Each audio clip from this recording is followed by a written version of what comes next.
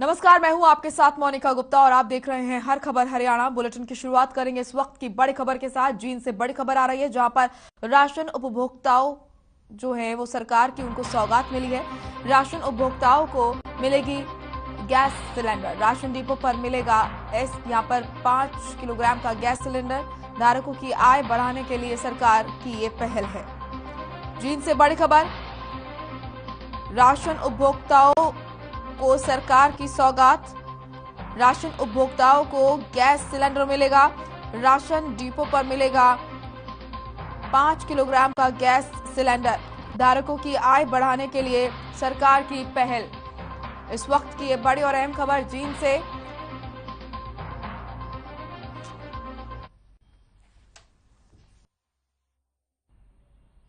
मुख्यमंत्री मनोहर लाल के नेतृत्व वाली बीजेपी जेजेपी गठबंधन सरकार का मंत्रिमंडल विस्तार हो गया। करीब 2.25 साल बाद हुए इस विस्तार में 2 विधायकों ने मंत्री पद की शपथ ली। इनमें एक मंत्री जननायक जनता पार्टी के कोटे से है और दूसरा मंत्री बीजेपी के कोटे से बने। जननायक जनता पार्टी के कोटे से टोहाना से विधायक देवेंद्र बबली, जबकि बीजेपी के कोटे से वैश्य समुदाय के डॉक्टर कमल गुप्ता ने मंत्री पद की शपथ ली, जो हिसार से विधायक है। ये रिपोर्ट देखिए।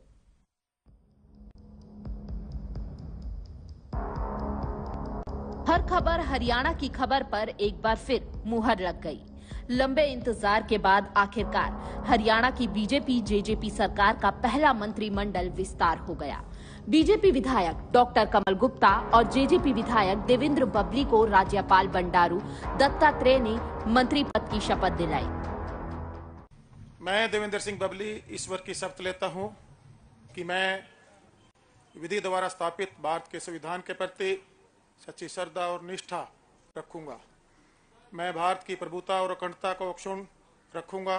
मैं हरियाणा राज्य के मंत्री के रूप में अपने कर्तव्यों का श्रद्धापूर्वक और शुद्ध अंतःकरण से निर्वहन करूंगा तथा मैं भय या पक्षपात, अनुराग या द्वेष के बिना सभी प्रकार के लोगों के प्रति संविधान और विधि के अनुसार न्याय करूंगा। मैं देवेंद्र सिंह बबली ईश्वर की शपथ लेता हूं कि जो विषय हरियाणा राज्य मंत्री के रूप में मेरे विचार में लिया या लाया जाएगा अथवा मुझे ज्ञात होगा, उसे किसी व्यक्ति या व्यक्तियों को तब के सिवाय जबकि ऐसे मंत्री के रूप में अपने कर्तव्यों के समय निर्वहन के लिए ऐसा करना अपेक्षित हो, मैं प्रत्यक्ष अथवा अप्रत्यक्ष रूप से संसूचित या प्रकट नहीं करूंगा।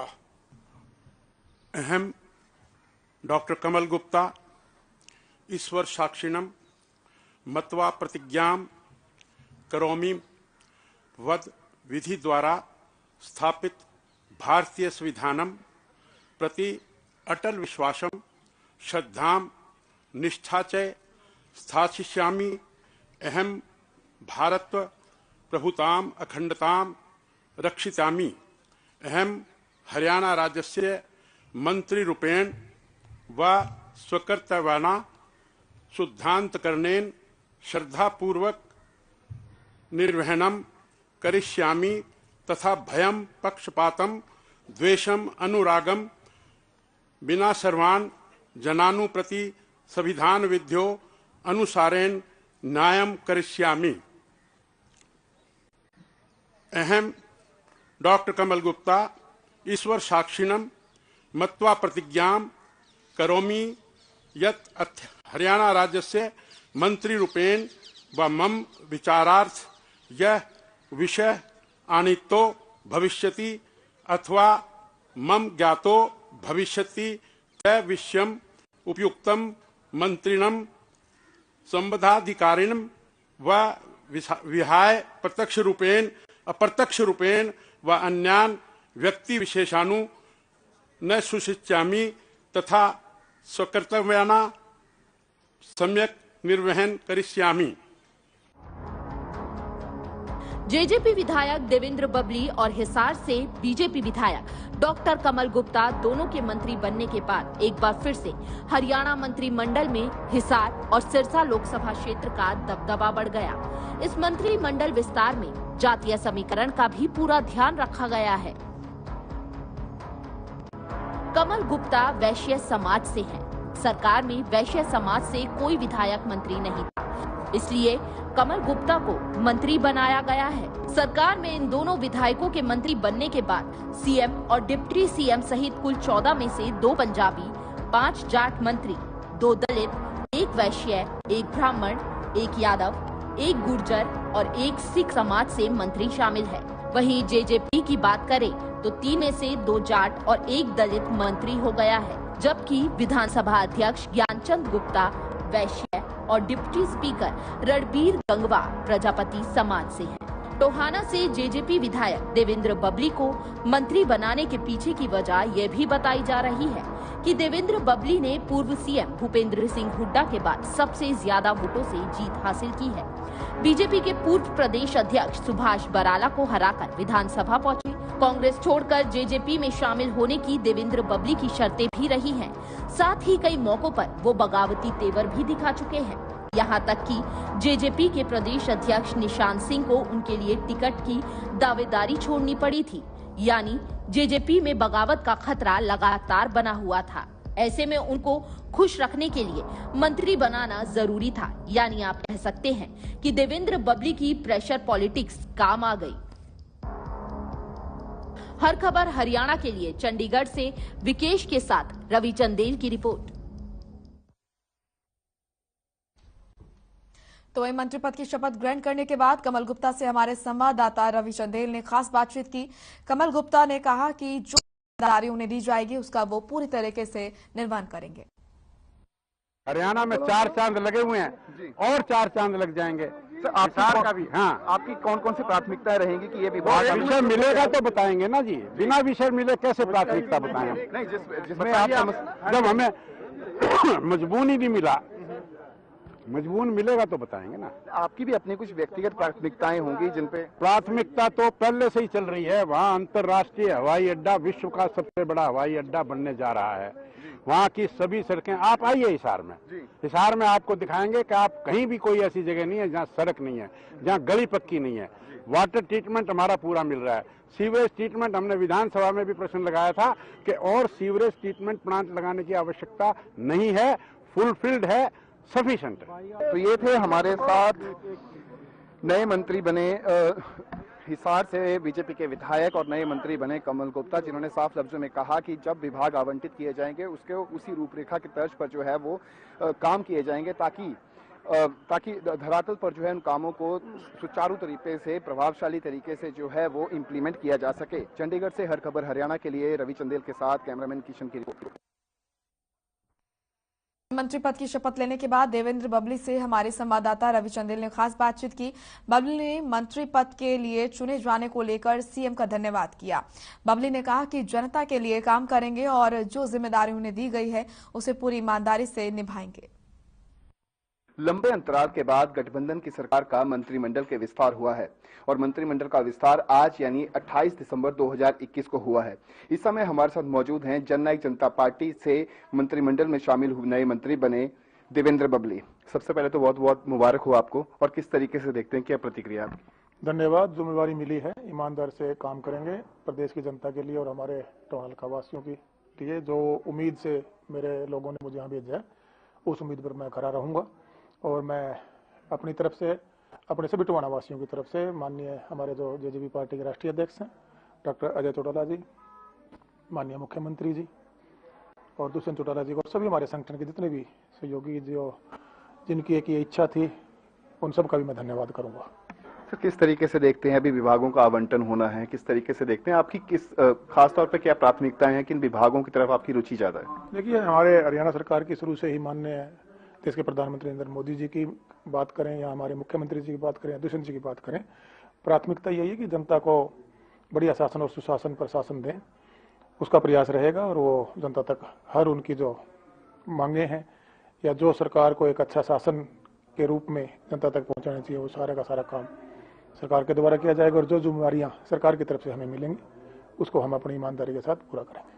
सुशासन दिवस के उपलक्ष्य पर मुख्यमंत्री मनोहर लाल खट्टर ने कहा था कि आगामी वर्ष को अंत्योदय उत्थान वर्ष के तहत जो है सेलिब्रेट किया जाएगा। तो किन किन योजनाओं को, जो ये योजनाएं हैं या फिर हम कॉमन मिनिमम प्रोग्राम की बात करें या फिर जो गठबंधन की सरकार द्वारा जो योजनाएं धरातल पर लागू की जा रही है, उनको किस तरीके से इंप्लीमेंट करने की आपकी तरफ से कोशिश रहेगी? देखिए, जो भी जिम्मेवारी मैंने पहले बताया कि पूरी सरकार की जिम्मेवारी बनती है और आज मैं भी सरकार में हिस्सा हूँ, तो जो जिम्मेवारी मेरी लगेगी मैं उसको भी ईमानदार से पूरा करूंगा। बहुत बहुत शुक्रिया सर। तो ये थे हमारे साथ मंत्रिमंडल में शामिल हुए नए मंत्री देवेंद्र बबली, जिन्होंने साफ लफ्जों में कहा कि जो भी जिम्मेवारी उन्हें सरकार की तरफ से दी जाएगी वो उसे प्रभावशाली तरीके से जमीनी स्तर पर इंप्लीमेंट करने की बदस्तूर कोशिश करेंगे। चंडीगढ़ से हर खबर हरियाणा के लिए रवि चंदेल के साथ कैमरामैन किशन। चलिए बड़ी खबर का रुख करेंगे। फरीदाबाद से बड़ी खबर आ रही है, जहां पर एक 8 साल की मासूम के साथ हैवानियत की गई। इस वक्त की ये बड़ी और अहम जानकारी फरीदाबाद से। 8 साल की मासूम के साथ दुष्कर्म किया गया। युवक ने किया मासूम के साथ दुष्कर्म। परिजनों की शिकायत के बाद आरोपी गिरफ्तार किया गया।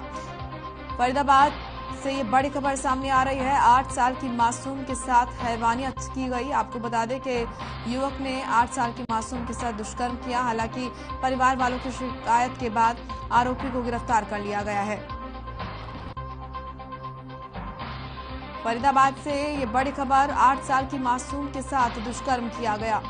युवक ने मासूम के साथ दुष्कर्म किया और परिजनों की शिकायत के बाद आरोपी युवक को गिरफ्तार कर लिया गया है।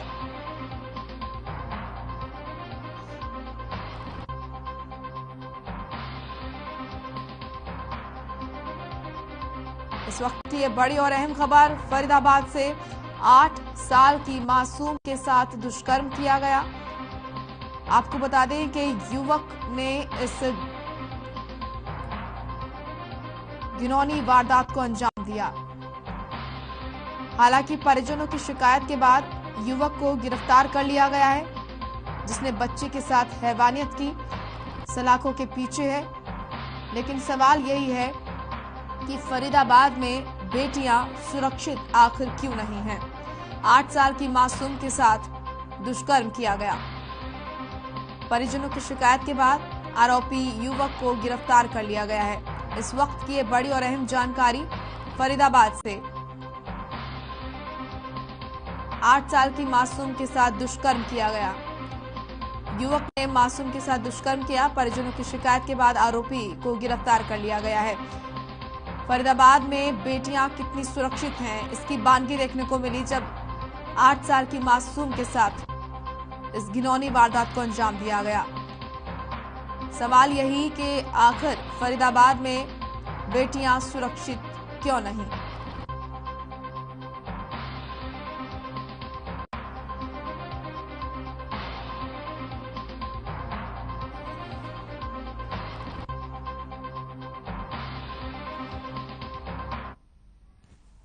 सुशांत हमारे सहयोगी जुड़ चुके हैं फरीदाबाद से ज्यादा जानकारी के साथ।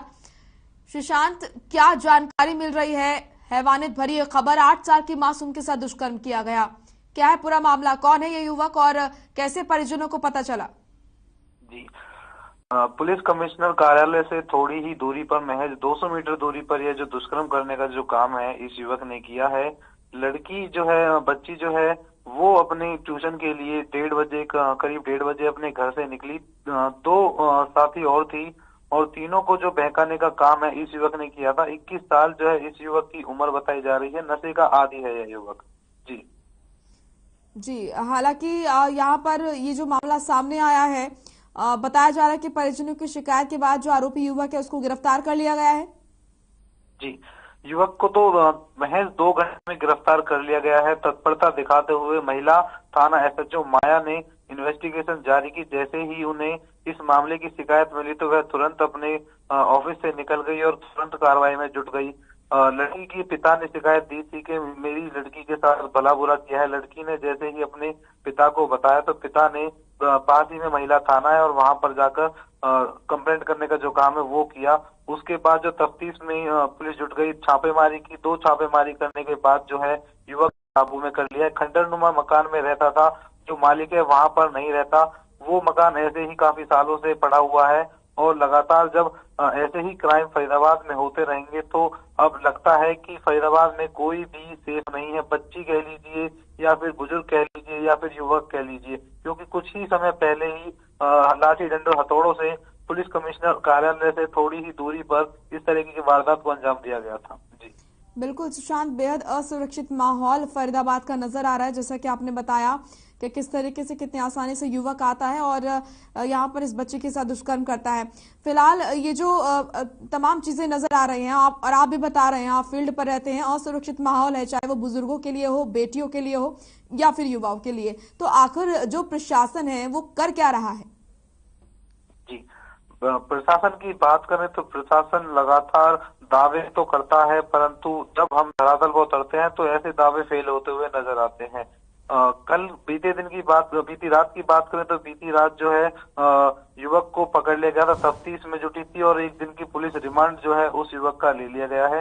वहीं अब जब इस तरीके के जो वारदात है होते रहेंगे तो अब लगता है कि कोई भी फरीदाबाद में सेफ नहीं है।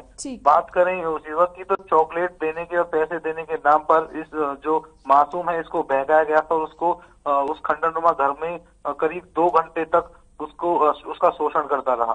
जी शुक्रिया आपका सुशांत, तमाम महत्वपूर्ण जानकारी के लिए। चलिए अब आपको दिखाते हैं कि बच्ची के पिता का क्या कुछ कहना है। वो तीनों बच्चे ट्यूशन पढ़ने जा रहे थे, रास्ता में अनजान व्यक्ति मिल गया और उनको पकड़ के ले गया तीनों को। अच्छा, तो रोज ट्यूशन जाते हैं या उसी दिन भी गए? नहीं, 2-3 दिन पहले से लगाया था ट्यूशन, डेली जाते थे। अच्छा, कौन सी क्लास में पढ़ते हैं आपके बेटे? वो फर्स्ट ईयर में, सब फर्स्ट में। पहली क्लास? हाँ, फर्स्ट में पढ़ते हैं। अच्छा, तो कौन ले गया था, जानते हो आप उसे? वो मैं उसको जानता नहीं हूँ, पुलिस ने फिर छानबीन किया तो उसका नाम गुलशन निकला जी। अच्छा, उसके बाद कहाँ ले गया? वो मतलब जंगल से में एक कोठी है, उसमें जंगल था, हाँ खंडल पड़ी थी, उसमें ले गया लड़की को। उसके साथ पता बुरा भला किया, वो लड़की रोती हुई रोड पे आई और दूसरे एक लड़की थी रोड पे, उस लड़की ने उसको पार किया। पार करवा के अनजान व्यक्ति एक भलामांस मिला रास्ता में, उसने चौकी को अरेस्ट कर लिया। देखिए, ये 8 साल की बच्ची, कल इसका पिताजी हुक्म सिंह ये थाने में आया था अपनी बच्ची को लेकर और इसने बताया कि मेरी बच्ची ऐसे ट्यूशन जा रही थी, मेरे 2 बच्चे और थे उसके साथ और कोई एक लड़का जिसका नाम वो नहीं जानती थी और वो उसको पहचान सकती थी और वो लड़का उसको रास्ते से में ही कहीं मिला था और फिर वो सेक्टर 21C में, जो कि एक रेजिडेंशियल एरिया में एक मकान है जो कि खंडरनुमा मकान है, वहां ले जाके उस लड़के ने उसके बच्ची के साथ गलत काम किया। तो जैसे ही हमें सूचना मिली हमने मुकदमा दर्ज तुरंत कर दिया और फिर हमने इसकी कार्रवाई को तत्परता से करते हुए लड़के को कल ही हमने अरेस्ट कर लिया है और इसमें अभी इन्वेस्टिगेशन चल रही है। आज हमने 1 दिन का पुलिस रिमांड इस मुकदमे में लिया है और लड़के से गहनता से पूछताछ की जा रही है और लड़के ने भी बिल्कुल कबूला है कि उसने गलत काम किया है। वहीं पंजाब कैबिनेट की मीटिंग के बाद कैबिनेट मंत्री राजकुमार वेरका ने बताया कि आने वाले 3 दिनों में मुख्यमंत्री चरणजीत सिंह चन्नी की ओर से पंजाब को जो वायदे किए गए हैं उन सब वॉल्यूम को यहां पर अमली जामा पहनाया जाएगा और 30 दिसंबर को चमकौर साहिब से 30,000 आशा वर्कर रैली करने जा रही हैं। वहीं कांग्रेस के दोनों नेताओं के बीजेपी में शामिल होने पर उन्होंने कहा, कांग्रेस का रिजेक्ट माल दूसरी पार्टियों में जा रहा है।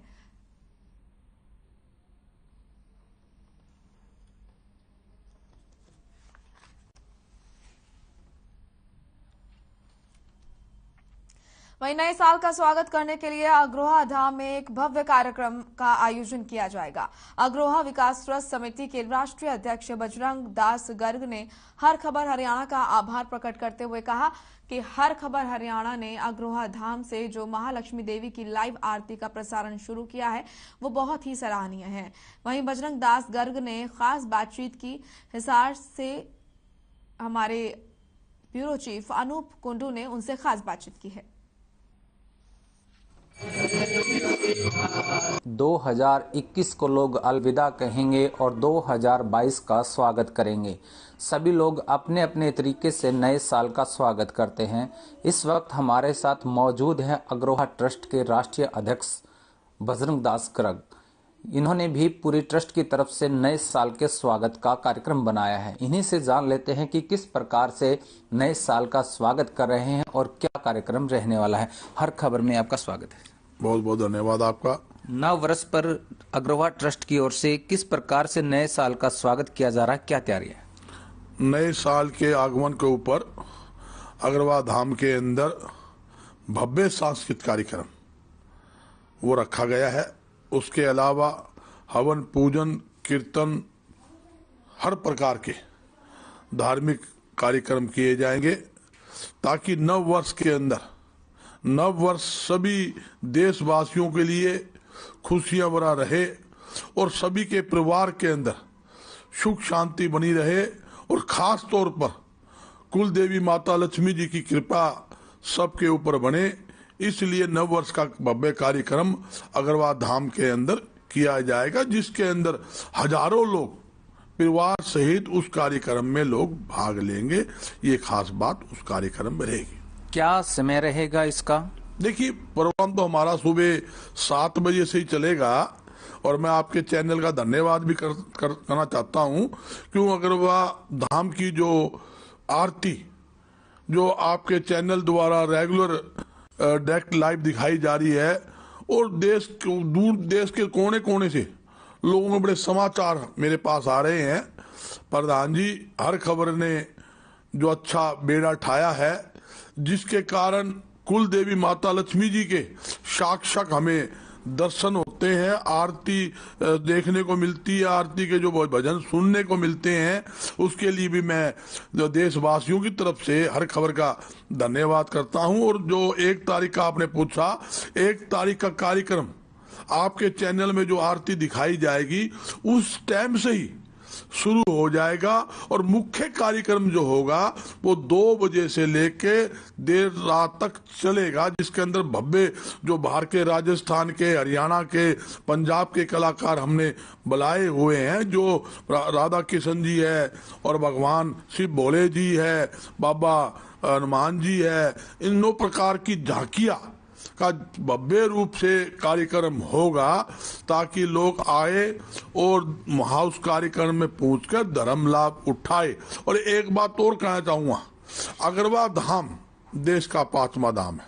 पूरे विश्व के अंदर कुल देवी माता लक्ष्मी जी का शक्ति पीठ कहीं बना हुआ है तो अग्रवाह धाम में आप लोगों के सहयोग से बना हुआ है, जहां पर देश और विदेश के हजारों लोग डेली दर्शन के लिए, पूजा पाठ के लिए आते हैं।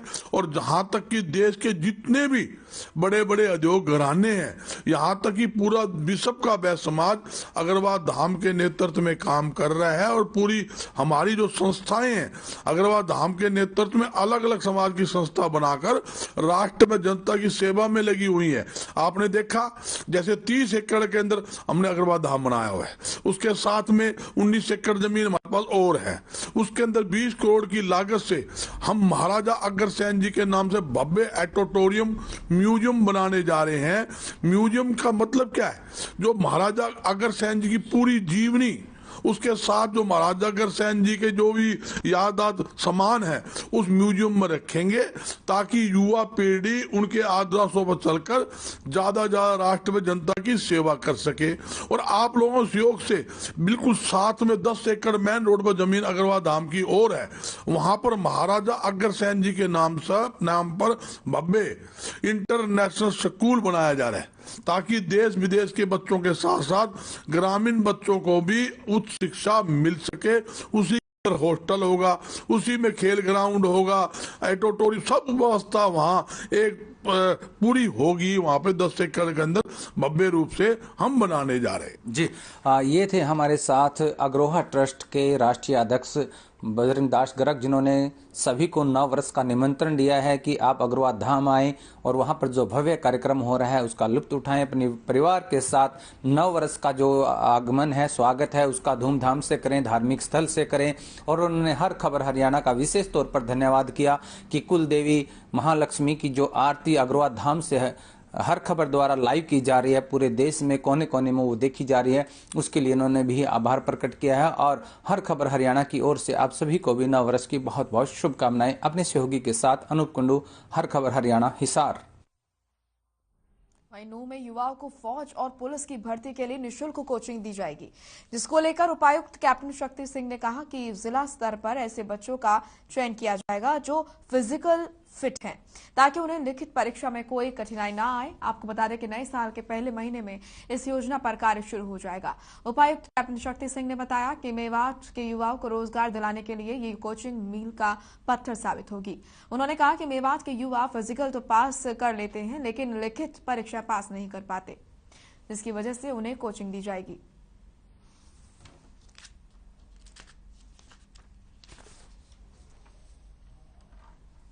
देखिए जी, मुझे बहुत खुशी है ये बताते हुए कि हमने एक प्रोजेक्ट जो है वो नीति आयोग के समक्ष प्रस्तुत किया था, क्योंकि हमने ये आकलन किया जब यहाँ पे कि बहुत सारे बच्चे सुबह सुबह और शाम को जब हम देखते हैं तो सड़क किनारे दौड़ते हैं, ग्राउंड्स में दौड़ते हैं, फिजिकल फिटनेस की तैयारी करते हैं। और जब उनसे बात की तो पता लगा कि वो सब पुलिस या आर्मी के रिक्रूटमेंट के लिए तैयारी कर रहे हैं। लेकिन बड़ी संख्या में बच्चे सिर्फ इसलिए भर्ती नहीं हो पाते थे कि फिजिकल फिटनेस तो उनमें है, लेकिन जो रिटन एग्जाम छोटा सा होता है उसमें फेल हो जाते थे। तो हमने वो प्रोजेक्ट दिया था और वो सरकार ने मंजूर कर लिया है, और हम बहुत जल्द ही उस प्रोजेक्ट को, मैं उम्मीद करूंगा कि 26 जनवरी से पहले हम इसको अचीव कर लेंगे कि जिला स्तर पर केवल प्रार्थी जो है वो नूंह जिले का नागरिक होना चाहिए, वो एलिजिबल होना चाहिए अदरवाइज रिक्रूटमेंट के लिए। ऐसा ना हो कि वो शैक्षणिक योग्यता ना रखता हो।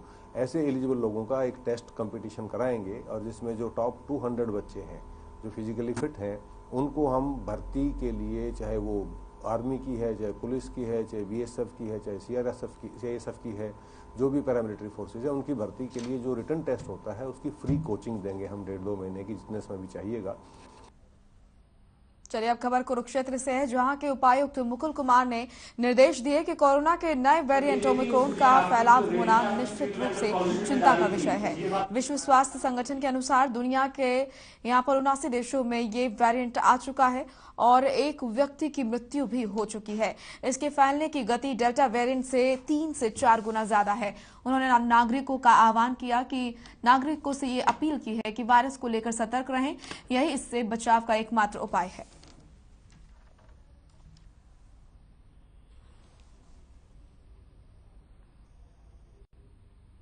की तरफ से आदेश आ चुके हैं। 1 तारीख के बाद पब्लिक प्लेसेस में कोई भी व्यक्ति जो वैक्सीनेटेड नहीं है उसकी एंट्री प्रोहिबिटेड है। तो हमारी तरफ से पूरे प्रयास किए जा रहे हैं, संस्थाओं का सहयोग लिया जा रहा है कि वो इस बात को इंश्योर करें कि उनके संपर्क में आने वाले जितने भी व्यक्ति हैं वो पब्लिक प्लेसेस पे जाएं तो प्रॉपरली वैक्सीनेटेड हैं। बीजेपी युवा मोर्चा के प्रदेश अध्यक्ष राहुल राणा हिसार के बीजेपी कार्यालय पहुंचे। उन्होंने नेताजी सुभाष चंद्र बोस जयंती कार्यक्रम को लेकर युवाओं की मीटिंग ली और कार्यक्रम के लिए युवाओं की ड्यूटियां लगाई।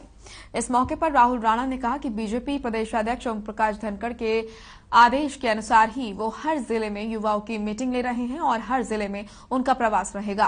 उन्होंने बताया कि 7500 स्थानों पर नेताजी सुभाष चंद्र बोस की जयंती बड़े धूमधाम से मनाई जाएगी और युवा मोर्चा इस कार्यक्रम में बढ़ चढ़कर भाग लेगा।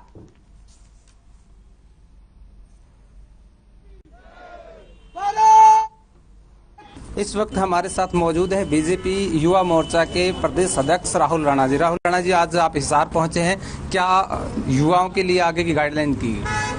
देखिए, अभी वैसे तो जब से भारत में भारतीय जनता पार्टी की सरकार बनी है आदरणीय नरेंद्र मोदी जी के नेतृत्व में, पार्टी उन महान पुरुषों की जयंती हर वर्ष मनाती है जिन्होंने अपने जीवन के बलिदान दिए।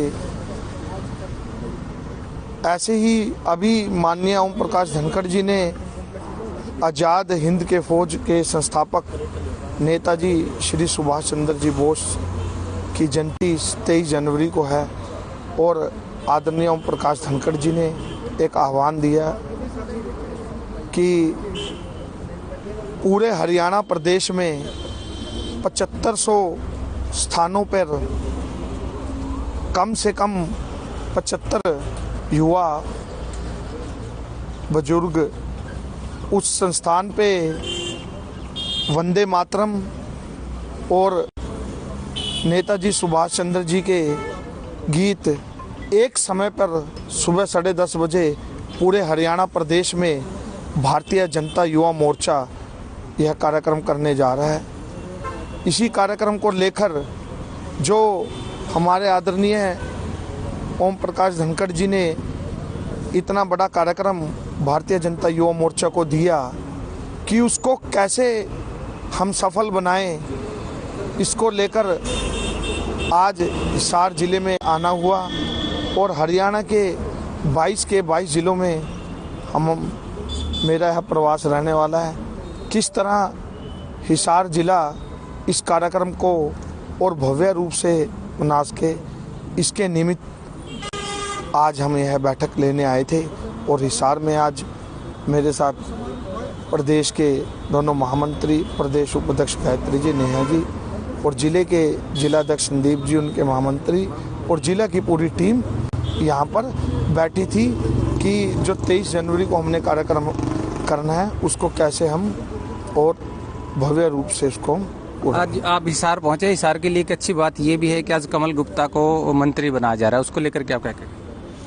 देखिए, उनका बहुत योगदान रहा। मैं तो अभी युवाओं से कह रहा था कि हम तो सौभाग्यशाली हैं कि हमें आज हमारी सरकार सत्ता में है और ज़्यादा से ज़्यादा हम युवाओं को 9 वर्ष हो गए होंगे, 10 वर्ष हो गए होंगे और जिन हमारे शीर्ष नेतृत्व जो भी आज बैठा है, चाहे वो धनखड़ जी हैं, चाहे वो बराड़ा जी हैं, चाहे कमल गुप्ता जी हैं, चाहे ज्ञानचंद गुप्ता जी हैं, पार्टी के चाहे कंवरपाल गुर्जर जी हैं, उन्होंने उस परिस्थितियों में काम किया जब हरियाणा में 4 लोग इकट्ठे करने भी मुश्किल होते थे और आज इन सभी शीर्ष नेतृत्व की वजह से ये युवा हम सत्ताधारी पार्टी में जो विश्व की आज सबसे बड़ी पार्टी बन चुकी है, उनका योगदान रहा और यह शीर्ष नेतृत्व तय करता है कि किसको क्या देना है, इसलिए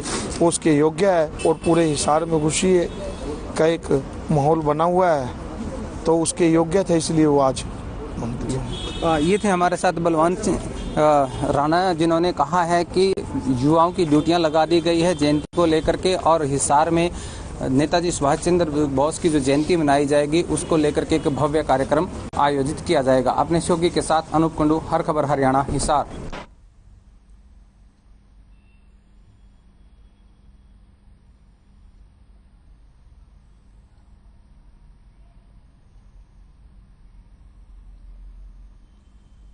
चलिए एक छोटे से ब्रेक के लिए रुक रहे हैं, फौरन लौटेंगे।